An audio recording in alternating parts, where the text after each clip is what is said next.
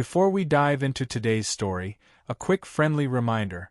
If you enjoy dramatic neighbor disputes, wild HOA tales, and satisfying endings, make sure to subscribe to our channel and hit the bell so you never miss a story. Now, let's begin. The neighborhood of Willow Creek had always seemed like the kind of place where nothing serious ever happened.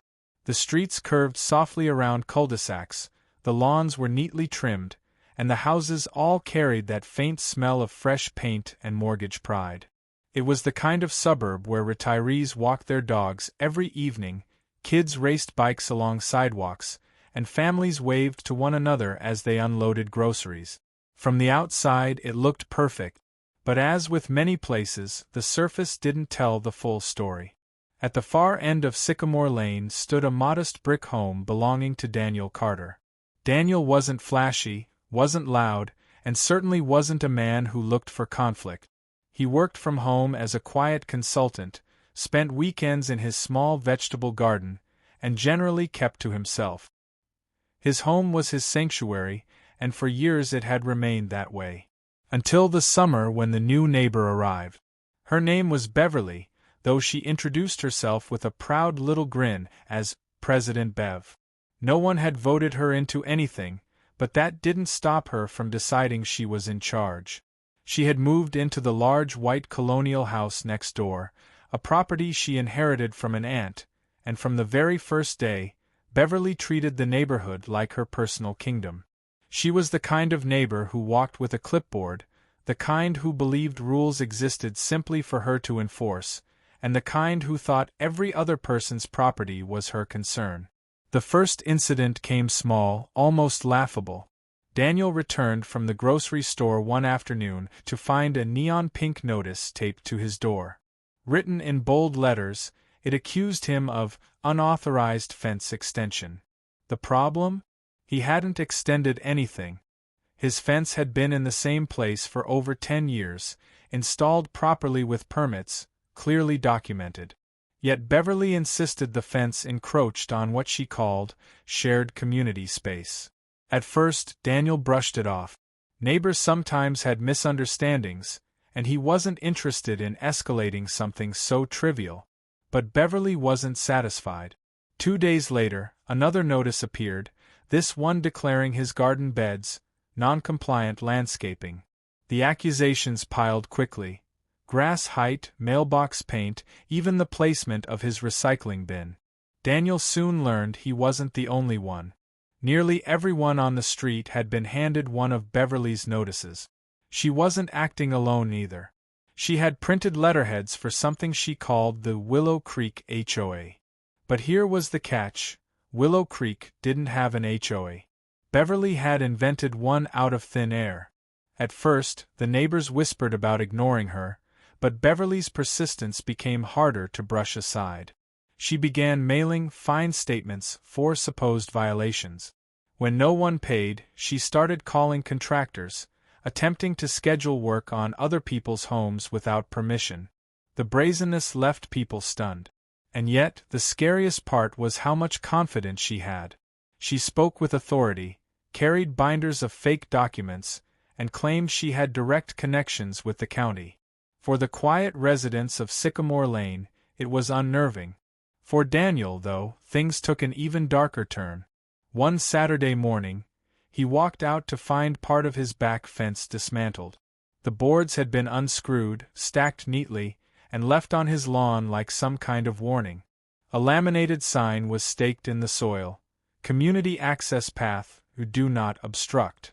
Beverly had decided that his yard now served as the official neighborhood walkway, and she had acted on it. Daniel felt something inside him shift that morning. He wasn't a man who sought conflict, but there was a difference between avoiding drama and allowing himself to be bullied. Quiet disbelief hardened into resolve. He began documenting everything: photos, timestamps, copies of Beverly's notices, even recordings of her marching across his lawn with that smug clipboard. What Beverly didn't realize was that Daniel wasn't just quietly frustrated. He was quietly preparing. Because in a world where documentation and ownership mattered, her fake HOA and laminated signs wouldn't stand a chance. But Daniel also didn't yet understand just how far Beverly was willing to go, or how much darker the situation would become. What started as petty harassment over fences and flowers was about to spiral into lawsuits, auctions, and an all-out property war that would divide the entire neighborhood. The first crack in the fence was only the beginning. Word of Beverly's self-declared authority spread quickly through Willow Creek. At first, many residents laughed it off, assuming she was simply eccentric or perhaps overly eager to establish herself as a busybody. But laughter faded as the pink notices multiplied. Driveways, doors, and mailboxes were littered with them like warning flags in a war zone. Each one carried the same bold header: Willow Creek Homeowners Association Compliance Department. The absurdity was obvious. There was no such HOA. The neighborhood had never been governed by one. But Beverly, with her laminated binder of bylaws and a printer that never seemed to run out of toner, made the imaginary organization feel real. Some residents even began to doubt themselves, wondering if they had overlooked a hidden clause in their deeds. That's what made Beverly dangerous. She wielded confidence like a weapon. Daniel, however, had the patience to separate fantasy from fact. He began pulling property records from the county's website, cross-referencing plats, deeds, and zoning map. The deeper he dug, the clearer it became that Beverly's claims had no legal standing. But she wasn't letting up. Soon, invoices began arriving in mailboxes. They were labeled HOA fees, each one demanding hundreds of dollars for community beautification projects. Some neighbors panicked. Elderly residents, in particular, worried that failure to pay might lead to liens on their homes. One even wrote Beverly a check just to avoid trouble. Daniel learned of this when the neighbor's granddaughter came to his door in tears, clutching the receipt Beverly had issued on fake letterhead. That was the moment Daniel realized this wasn't just annoyance anymore. This was exploitation. And if Beverly wasn't stopped, she'd drain the vulnerable dry. But Beverly had already escalated further. Without permission, she arranged for a landscaping crew to arrive one weekday morning. When the workers began trimming hedges and digging up flower beds on multiple properties, several homeowners rushed outside in shock. Beverly stood proudly on the curb, clipboard in hand, waving her arms as if directing a parade. She declared it was mandatory HOA maintenance. The crew, confused but contracted, simply followed orders until the police were called. Only then did the farce unravel, though Beverly remained unfazed. Daniel watched all this unfold with growing determination. Every absurd stunt gave him more ammunition, more evidence. Yet Beverly seemed to thrive on confrontation. When residents told her to stop, she doubled down. When police warned her, she waved legal documents in their faces. She believed if she acted authoritative long enough, people would give in. But Daniel wasn't about to give in. He gathered his neighbors one evening in his backyard. With folders laid out on a patio table, he explained what he'd discovered. Beverly's HOA didn't exist, the bylaws were fabrications, and none of her demands carried weight. Relief swept across the group, but so did a shared unease. Knowing Beverly had no power didn't mean she would stop trying to wield it. They decided to hold their ground, but quietly. If she wanted a fight, they would let her dig her own hole deeper. Daniel knew the law would eventually catch up to her antics. It always did with people like this. The key was patience and documentation. Still, patience was tested. Just a week later, Daniel returned home to discover bright orange spray paint marking a line across his lawn, stretching from the curb to the dismantled section of his fence. At the end of the line was another laminated sign: Future Community Pathway, authorized by HOA. Beverly wasn't just pretending to run an HOA. She was now trying to redraw property lines by force. What she didn't realize was that Daniel had already contacted the county. The surveyor's office confirmed in writing that his property lines were intact and indisputable. Beverly's imaginary easement didn't exist. He filed this documentation neatly in his growing evidence binder, each page another nail in the coffin of her crusade. But Beverly wasn't slowing down. Her delusions were expanding, and soon she would make a mistake so costly, it would trigger the first real turning point in the war. A mistake that would bring the county, the courts, and even the sheriff's office squarely into the fight. For now, though, Sycamore Lane lived in uneasy tension. On one side, a quiet man stacking evidence like bricks in a fortress. On the other, a self-appointed queen who mistook arrogance for authority. And the next move would come not from Daniel, but from Beverly herself, and it would shake the entire neighborhood awake. The morning it happened, Willow Creek was still and calm, the kind of morning where sprinklers ticked across lawns and birdsong carried through the humid air. Daniel was sipping coffee at his kitchen table when he heard the unfamiliar roar of machinery outside. At first, he thought it might be a neighbor's lawn service. But the sound grew louder, sharper, and then came the splintering crack of wood giving way. Daniel stepped out onto his porch and froze. A chainsaw leaned against the wreckage of his cedar fence. Several planks lay scattered like broken bones, and the neat rectangle of his yard had been torn open into an awkward gap. Standing just beyond the damage was Beverly, arms folded, wearing oversized sunglasses and that ever-present smug expression. In front of her, staked into the ground, was a brand-new sign, "Community Pathway, Access Granted." Neighbors peeked from windows, drawn by the commotion.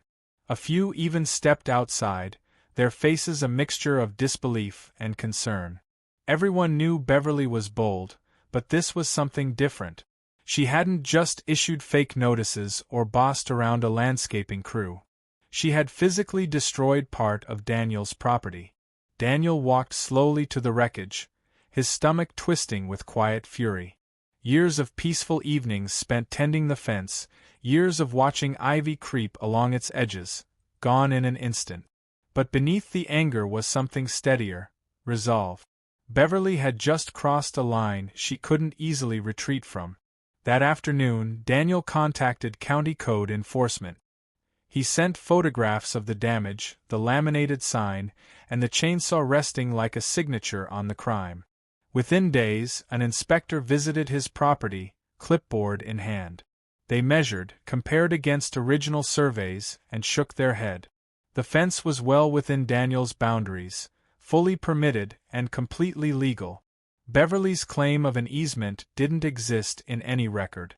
But the real discovery came when the inspector pulled up maps of Beverly's own property. Her lot wasn't as straightforward as she believed. Years earlier, during a botched refinance, a narrow sliver of grass behind her house had been incorrectly recorded. That strip wasn't hers at all, it belonged to the county as a separate parcel. And because Beverly hadn't paid taxes on it, it was scheduled for auction at the end of the quarter. Daniel's mind clicked into focus. He realized that not only could he prove Beverly had no right to touch his fence, but he could also seize control of the very land she strutted across daily. With a few signatures and a modest bid, he could legally own the disputed strip. And so, while Beverly continued acting as if her clipboard ruled the world, Daniel placed a quiet bid online. He didn't brag, didn't announce it. For a mere $143, he became the highest and only bidder. Weeks later, the paperwork confirmed it. He now owned the land Beverly claimed as her shortcut. But Daniel wasn't finished. He called a contractor, not for a simple fence repair, but for something bigger. A wall. A tall, sturdy privacy wall that would erase Beverly's shortcut once and for all. When construction began one Saturday morning, Beverly returned from her errands to find a 6-foot barricade gleaming with fresh paint and a bold "No Trespassing" sign. Her scream could be heard across 3 cul-de-sacs. The neighbors gathered, some pretending to garden, others openly recording on their phones. Beverly stomped around the wall, waving her clipboard, insisting Daniel was obstructing community property. But when Daniel calmly handed her a copy of the deed showing his ownership of the strip, she faltered. For the first time, her confidence cracked. But if Daniel thought this victory would end things, he was mistaken. Beverly's pride wouldn't allow her to accept defeat. To her, the wall wasn't just wood and paint, it was humiliation. And humiliation was something she could not tolerate. Within a week, Daniel found new troubles brewing. A surprise inspection claimed his wall interfered with drainage. A mysterious pile of compost appeared in his driveway overnight. Letters from a bus bench lawyer arrived, threatening nuisance suits and traditional neighborhood access claims. Beverly was striking back, throwing everything she could to shake Daniel's resolve. But she underestimated the power of preparation. Daniel's binder of evidence grew thicker, every letter and sign carefully documented. And behind his calm demeanor, he was already considering the next move. Because if Beverly was determined to fight, he intended to fight smarter. And the true war, the one that would bring courts, developers, and the entire neighborhood into the fray, was only just beginning. The wall changed everything. What had once been Beverly's self-declared shortcut was now a fortress standing in defiance of her clipboard authority. For most neighbors it was a relief. They had long tired of her antics and quietly celebrated Daniel's victory with knowing smiles and hushed conversations. But for Beverly, the wall was more than wood and concrete. It was a public defeat, a reminder that her imagined HOA empire had limit. She couldn't accept it. Within days, Daniel received an official-looking envelope taped to his door. The letter inside accused him of violating historical right-of-way and demanded he remove the wall within 10 days.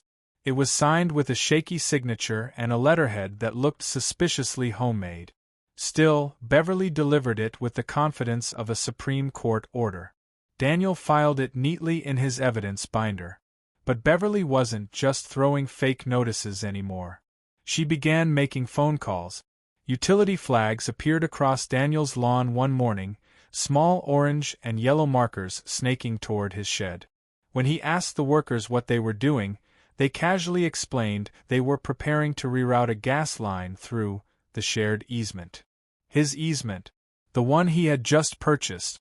Alarm bells went off. Daniel contacted the county utility office immediately, and sure enough, a fraudulent work order had been submitted. The name listed wasn't his. It was Beverly's. She had impersonated him, trying to trick contractors into tearing through his property.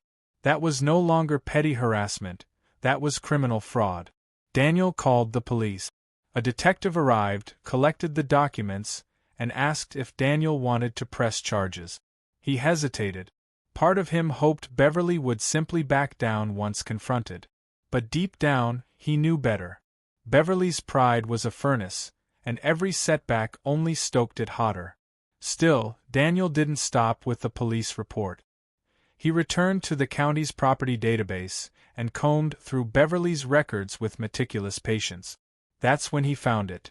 Her detached garage sat partially on a narrow strip of land she didn't actually own. A decades-old clerical error had left that sliver separate, technically belonging to a dormant estate. And just like the shortcut parcel, the county had marked it for auction. Daniel didn't laugh out loud, but he did allow himself a slow, satisfied smile. For the price of a weekend dinner, he placed a bid. Weeks later, he officially owned the land under the edge of Beverly's garage. The implications were devastating. On paper, part of Beverly's garage now trespassed onto Daniel's property. He had the right to demand removal or compensation. Legally, she was boxed in, and she didn't even know it yet. Daniel waited. He wanted the timing to sting. Finally, one bright morning, he delivered a letter to her door. It was polite, professional, and devastating. Her garage encroached on his property, and unless she purchased the sliver from him at a premium, he would be filing for forced removal. 30 days to comply. Beverly's reaction was volcanic. She stormed onto Daniel's porch, eyes wild, shouting about harassment and malicious warfare. Neighbors heard every word, their blinds twitching as they peeked from behind curtains. For once, Daniel didn't flinch. He stood calm, arms folded, But Beverly wasn't finished. Even as the house emptied, she left behind a final snare. Buried in the county clerk's files, Daniel discovered she had filed one last legal action before vanishing, a desperate attempt to retroactively claim ownership of the shortcut parcel he had purchased. It was a flimsy case, doomed from the start, but it ensured that even in her absence, the shadow of her defiance lingered. And so, the neighborhood braced for one last battle. Not with Beverly in person, but with the ghost of her paperwork.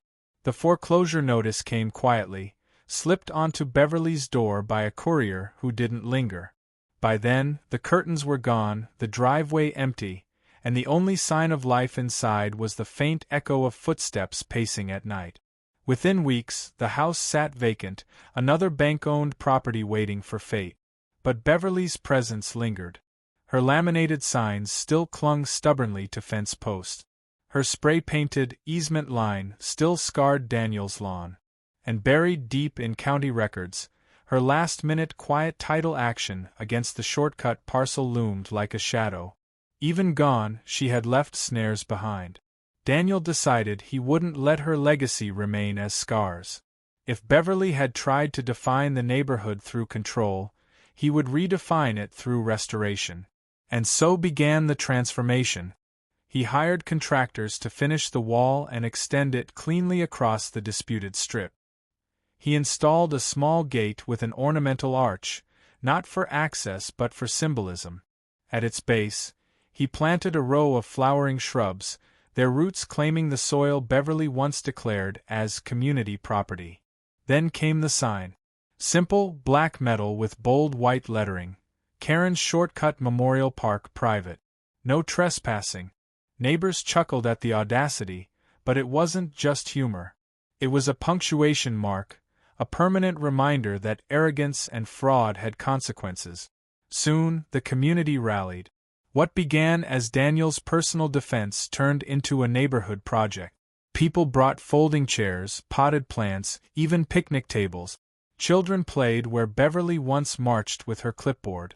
Someone spray-painted "Shortcut Survivor" on the sidewalk, and within days, homemade t-shirts bearing the same phrase began appearing at backyard barbecues. The shared laughter carried a weight of release. For months, Willow Creek had been divided by fear of Beverly's wrath, her false fines, her invasive demands. Now, in her absence, the residents reclaimed their sense of community. The park wasn't just Daniel's victory, it was theirs. Yet Beverly's paperwork ghost still loomed. The quiet title action she had filed before vanishing demanded a hearing. Daniel knew it was her last attempt to claw back what she had lost. He prepared as always, with binders, timestamps, photographs, and legal receipt. But unlike the battles before, he didn't approach this one with anxiety. He approached it with certainty. At the hearing, Beverly didn't appear. Only her lawyer shuffled in, visibly exhausted, his arguments reduced to technical jargon about continuous use and community expectation. Daniel calmly presented his fortress of evidence. He showed photos of Beverly dismantling his fence, her laminated signs, her fake work orders, and the court's previous rulings. Piece by piece, the case collapsed. The judge leaned back, smirked faintly, and asked Daniel one final question. Why had he named the space Karen's Shortcut Memorial Park? Daniel answered with steady conviction. Because ignoring boundaries has consequences. Laughter rippled through the courtroom. The ruling came swiftly. Beverly's claim denied, Daniel's ownership confirmed permanently. For the first time, Daniel felt something deeper than relief. It wasn't just victory. It was closure. The years of pettiness, the months of harassment, the endless cycle of notices and disputes, all of it sealed behind a single ruling and a simple sign. From that point on, the park evolved beyond a neighborhood in-joke. Daniel landscaped it with gravel paths that led nowhere, symbolic dead ends marking Beverly's attempts to control what wasn't hers. He installed benches, bird feeders, and a wooden arch carved by a local artist, inscribed with the words, "Boundaries make good neighbors."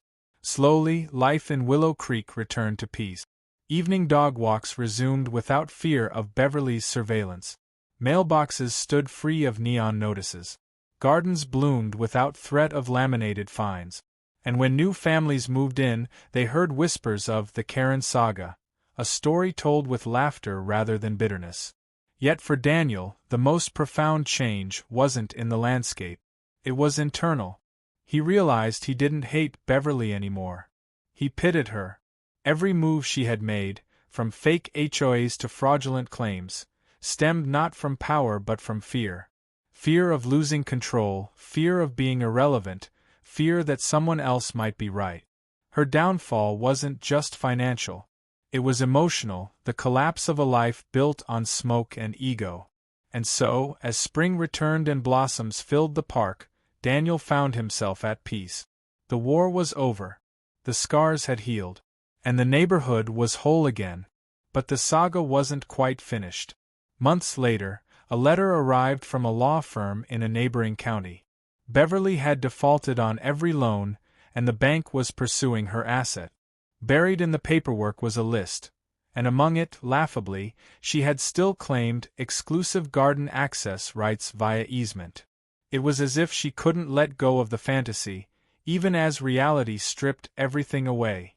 Reminded her this wasn't personal, it was real estate. She had built her kingdom on smoke and laminated lies, and now the ground beneath her garage belonged to him. Beverly scrambled for options. She hired a new lawyer, one with a slick tie and sharper words. They argued adverse possession, claiming the garage had existed for so long that its use was permanent. But the records told another story. The parcel had never merged legally with her deed. The garage was built after the mistake, not before. There was no grandfather clause to save her. The judge's ruling was swift and merciless.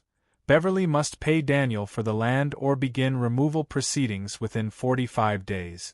Her kingdom was crumbling, and the neighbors knew it. A crooked for sale by owner sign appeared in her yard within weeks, handwritten in faded marker.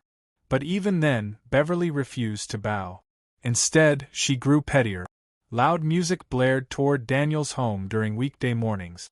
Her sprinklers ran all night, soaking his lawn. Trash bins mysteriously migrated to block his driveway. Each act of defiance reeked of desperation. But Daniel wasn't rattled. He had the upper hand now, and Beverly knew it. Then came the twist. A local developer knocked on Daniel's door one evening, asking if he'd consider selling the garage parcel. They wanted it for utility access to a new housing project nearby. The offer was 20 times what he'd paid. Daniel agreed, with one condition. Beverly's garage had to be cleared before construction could begin. The day a surveyor arrived to take measurements, Beverly stood at her window, glaring at Daniel as if her stare alone could undo the reality closing in around her.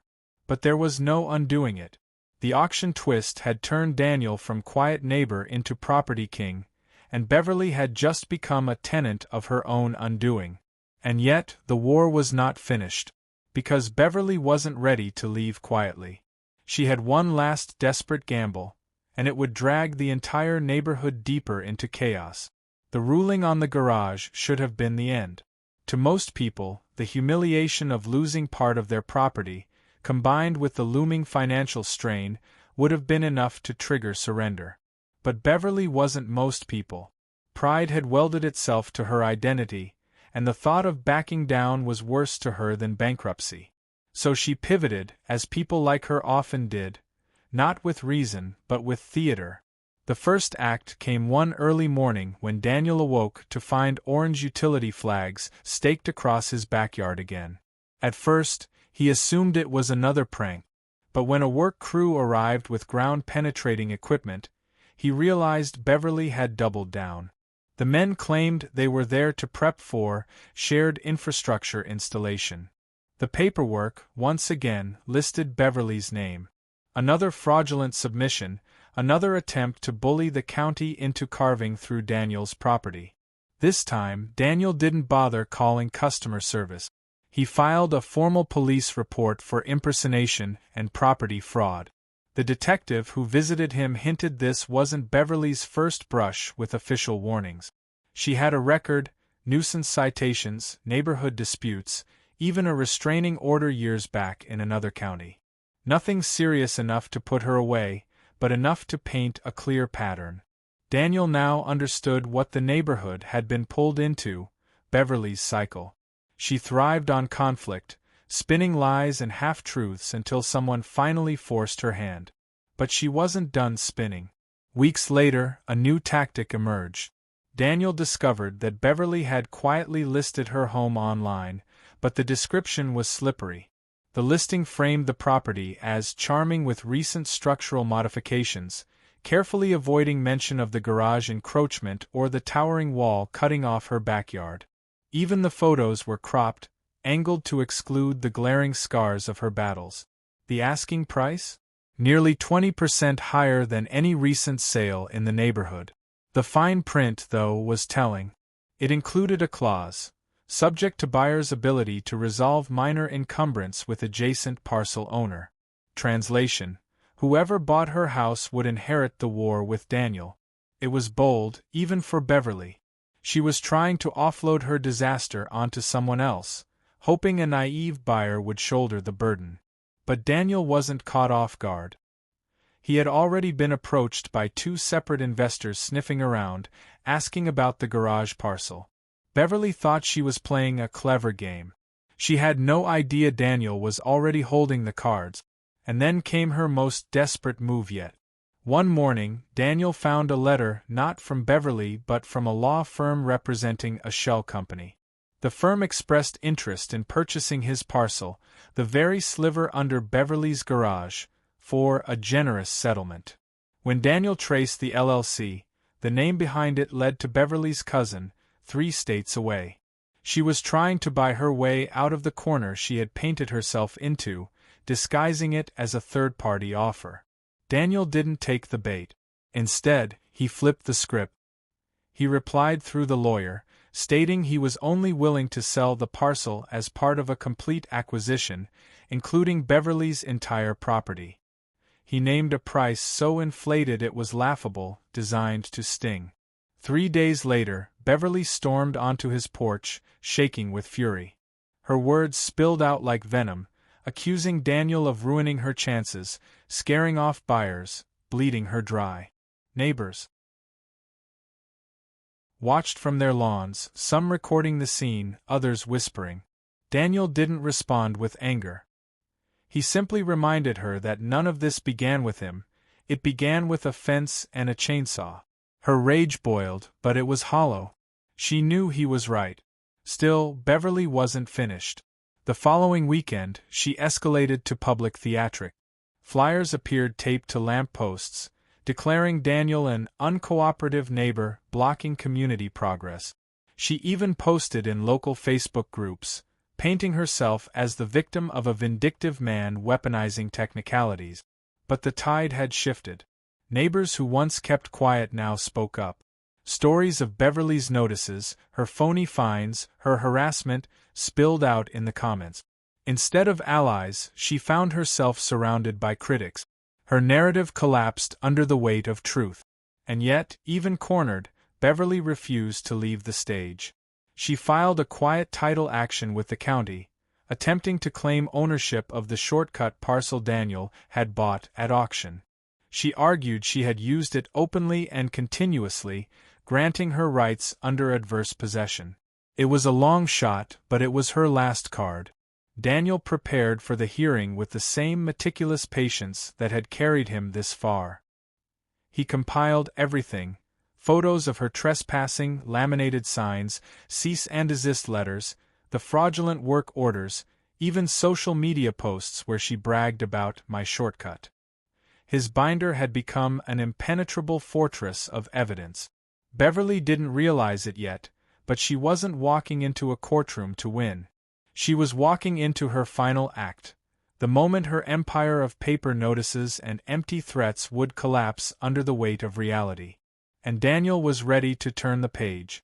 The courthouse smelled faintly of old paper and floor polish, the kind of place where countless small wars had been decided over signatures and stamps rather than fists. For Daniel, walking through its doors was surreal. He hadn't sought this fight. All he'd wanted was to tend his garden and live in peace. Yet here he was, binder tucked neatly under his arm, preparing to dismantle Beverly's last gambit. The quiet title hearing was scheduled for mid-morning. When Daniel entered the courtroom, he spotted Beverly across the aisle. She was dressed in beige linen, as if trying to project calm sophistication, but the frayed edges of her demeanor showed through. Her lawyer, a weary man with a thinning tie, shuffled papers half-heartedly. Even from a distance, Daniel could see the lack of conviction in his posture. The judge arrived, gavel striking once. Beverly's attorney opened with his argument that she had openly and continuously used the shortcut parcel for access and maintenance, and that Daniel's purchase at auction should be overturned under the doctrine of adverse possession. He spoke with professional cadence, but his words lacked substance.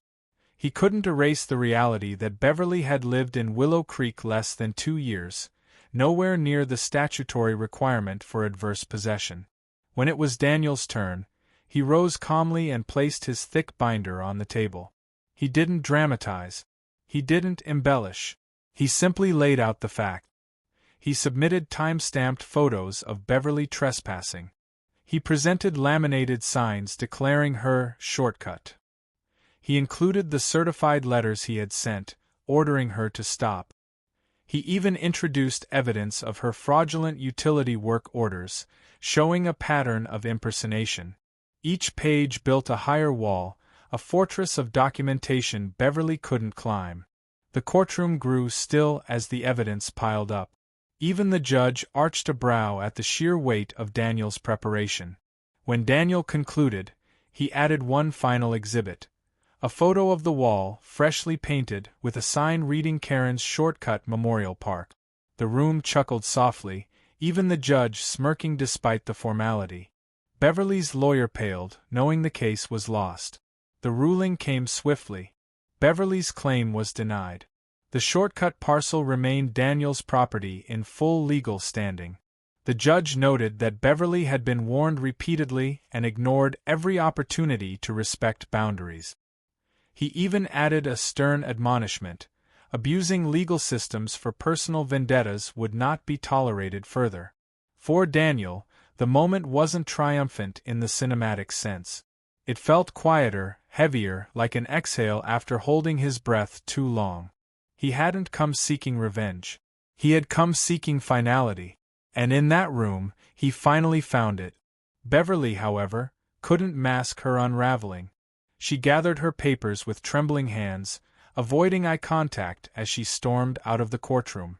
Neighbors who had come to watch the spectacle followed her departure with murmurs. Some shook their heads, others whispered, but all knew they had just witnessed the crumbling of her self-declared empire. Outside, Daniel stood for a moment on the courthouse step. The sunlight felt different, cleaner, as if the storm had finally broken. Yet he knew the neighborhood's scars wouldn't vanish overnight.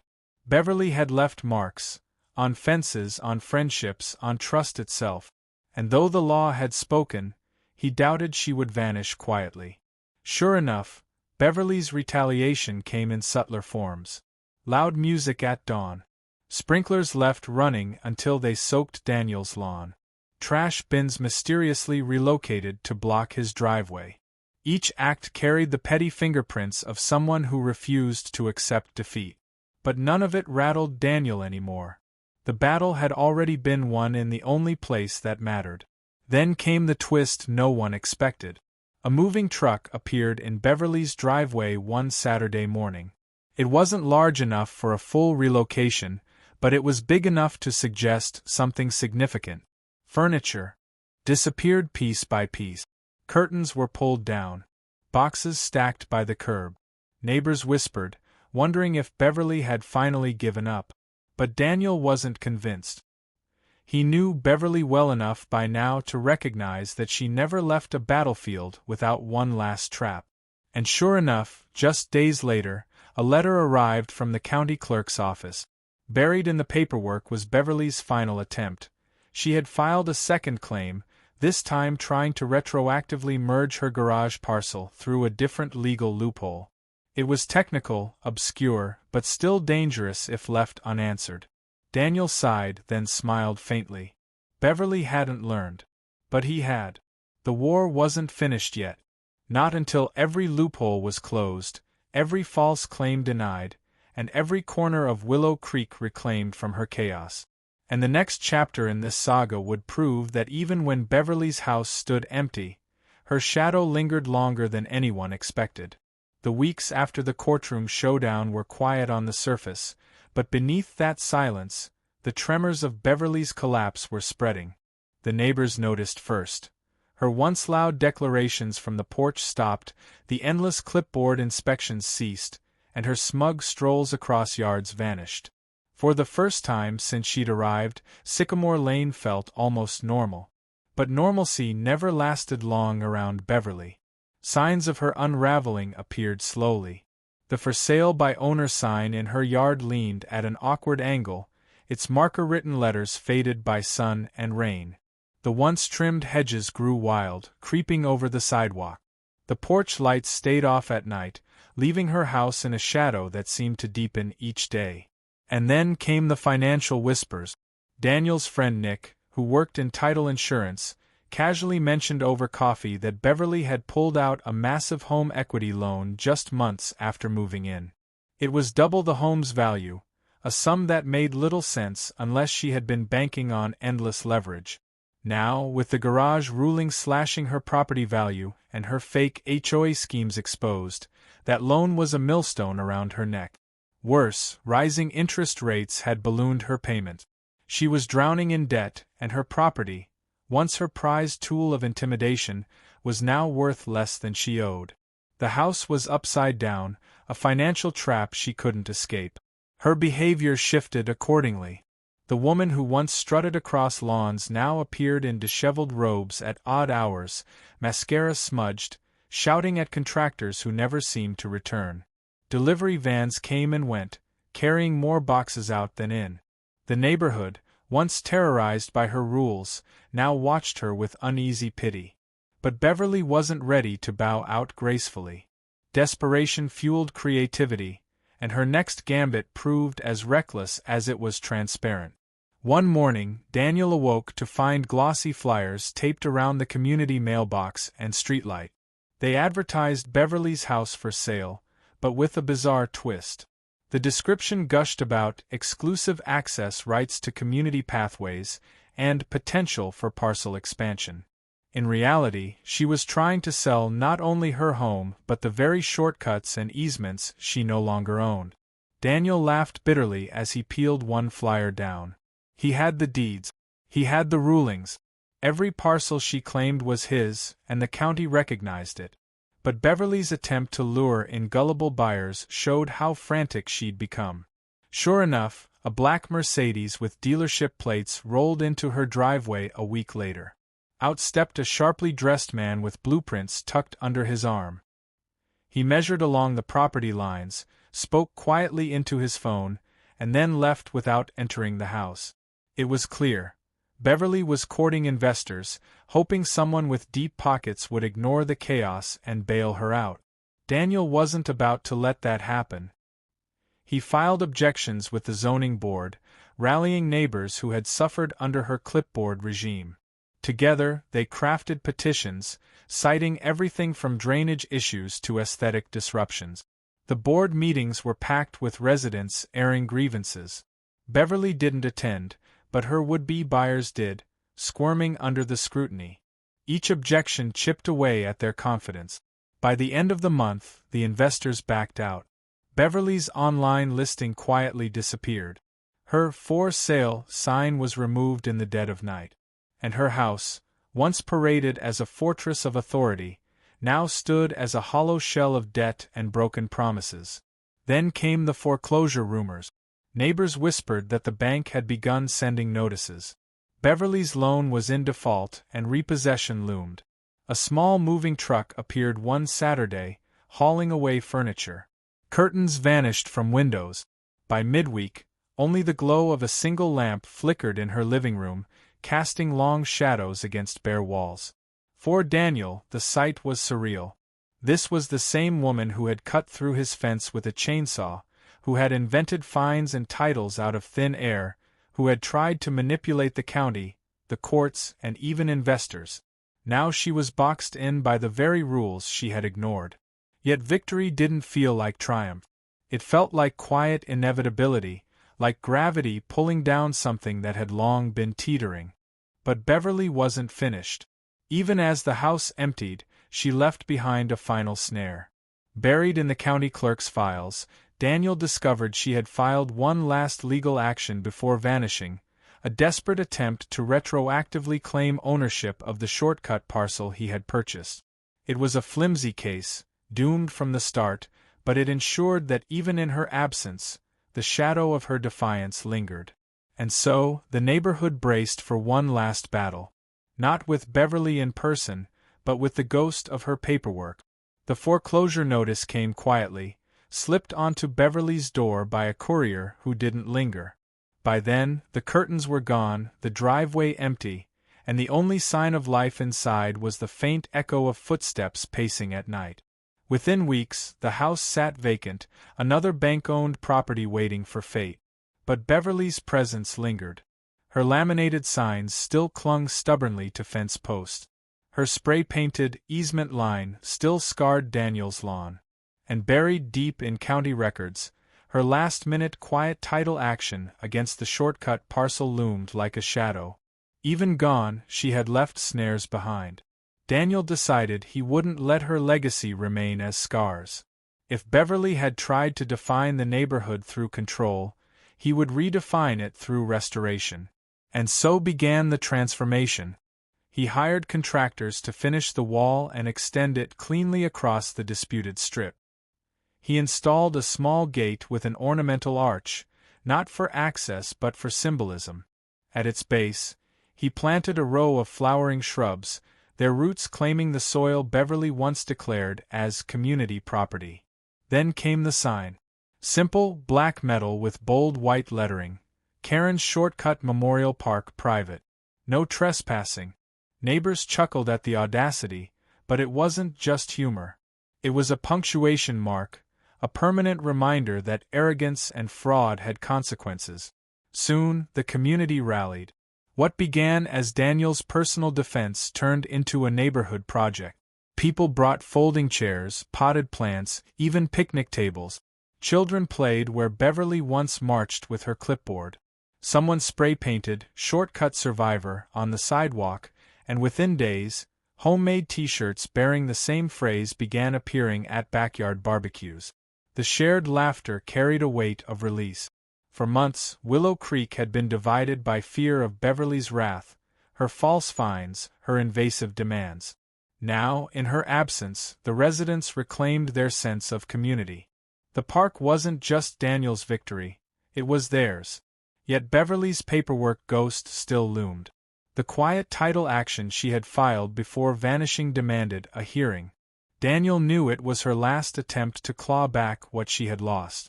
He prepared as always, with binders, timestamps, photographs, and legal receipt.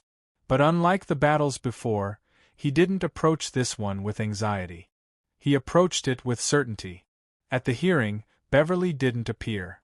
Only her lawyer shuffled in, visibly exhausted, his arguments reduced to technical jargon about continuous use and community expectation. Daniel calmly presented his fortress of evidence. He showed photos of Beverly dismantling his fence, her laminated signs, her fake work orders, and the court's previous rulings. Piece by piece, the case collapsed. The judge leaned back, smirked faintly, and asked Daniel one final question. Why had he named the space Karen's Shortcut Memorial Park? Daniel answered with steady conviction. Because ignoring boundaries has consequences. Laughter rippled through the courtroom. The ruling came swiftly. Beverly's claim denied, Daniel's ownership confirmed permanently. For the first time, Daniel felt something deeper than relief. It wasn't just victory. It was closure.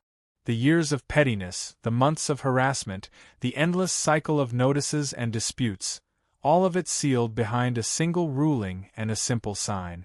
From that point on, the park evolved beyond a neighborhood in-joke. Daniel landscaped it with gravel paths that led nowhere, symbolic dead ends marking Beverly's attempts to control what wasn't hers. He installed benches, bird feeders, and a wooden arch carved by a local artist, inscribed with the words, "Boundaries make good neighbors." Slowly, life in Willow Creek returned to peace. Evening dog walks resumed without fear of Beverly's surveillance. Mailboxes stood free of neon notices. Gardens bloomed without threat of laminated fines.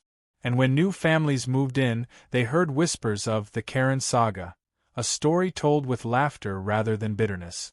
Yet for Daniel, the most profound change wasn't in the landscape. It was internal.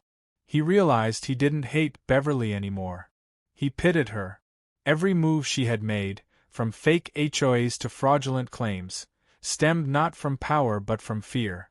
Fear of losing control, fear of being irrelevant, fear that someone else might be right. Her downfall wasn't just financial. It was emotional, the collapse of a life built on smoke and ego.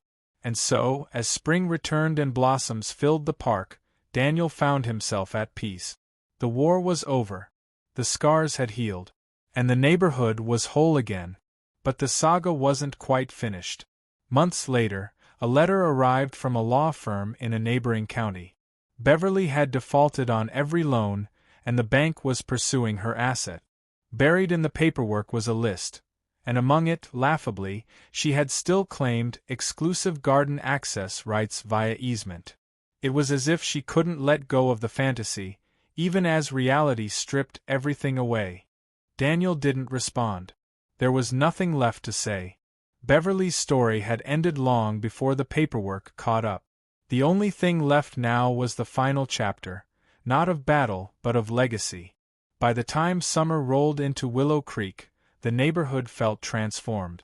The park that once began as Daniel's shield against Beverly's nonsense had become something larger, a symbol of resilience. Children chased each other around the shrubs he had planted, neighbors lingered on the benches during evening walks, and the sign marking Karen's shortcut Memorial Park stood like a quiet sentinel, equal parts joke and warning. Daniel often sat on one of the benches in the early morning, coffee in hand, listening to the birds rustle in the trees. From that seat, he could see Beverly's old house, now owned by the bank. Its siding peeled, the lawn grew wild, and the windows reflected nothing but emptiness. Where once there had been blaring music, smug speeches, and neon notices, there was only silence. It was strange how quickly a tyrant's fortress could become a ruin once the bluster was gone. The neighbors rarely mentioned Beverly by name anymore.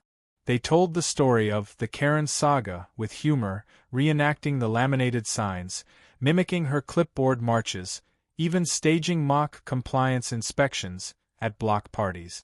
What had once been suffocating tension had evolved into a shared story, something that bound them closer rather than driving them apart. And for Daniel, that was the real victory. Not that he owned parcels of land she once coveted, not that the courts had ruled in his favor, not even that the park bore a name that would forever outlive her schemes. The true victory was that the community had healed. Fear had been replaced with laughter. Division had been replaced with unity. Sometimes, though, reminders still surfaced. A letter arrived one afternoon from a bank's legal team. It detailed Beverly's bankruptcy, a dry catalogue of debts and repossessions. Listed among her assets was a claim of exclusive garden access rights via easement, the very strip Daniel had purchased years earlier. Even in her final accounting, she had clung to the fantasy that she still owned what she had lost. Daniel shook his head and filed the letter away without reply. There was no satisfaction in it, no need for gloating. Beverly's downfall was complete, not through vengeance but through inevitability. She had ignored every boundary, and in the end, the boundaries wrote her downfall. The neighborhood moved forward. Daniel expanded the park slightly, adding a wooden archway carved by a local craftsman. The words etched into the wood read, "Boundaries make good neighbors." It wasn't meant as mockery. It was meant as truth, a truth he had learned the hard way. People passing by would pause to read it. Some laughed knowingly. Some smiled softly. A few newcomers, too young to remember the battles, asked, "Who was Karen?" Daniel always gave the same answer, "Long story." And that was how it remained. The details lived on in whispers, in neighborhood lore, in the cautionary tale parents told their children when teaching them about respect and limit. But for Daniel, the story wasn't about Karen anymore. It was about peace, about dignity, about how sometimes the quiet neighbor, the one who minds his own business and keeps his garden tidy, can be the strongest defender of all. Because fences aren't just wood and nails. Walls aren't just paint and permit. Boundaries, when respected, are what allow communities to thrive. And when ignored, they remind us all that actions have consequences. Daniel leaned back on the bench, watching a squirrel raid the bird feeder he had named Greg months earlier. The morning sun glinted off the sign, and a breeze rustled through the flowers. For the first time in a long time, he felt not just relief but pride. The war was over. The neighborhood was whole. And the final word had been written, not by Beverly, not by her clipboard or laminated notices, but by the people she had underestimated all along. Peace had returned to Willow Creek. And this time it was here to stay.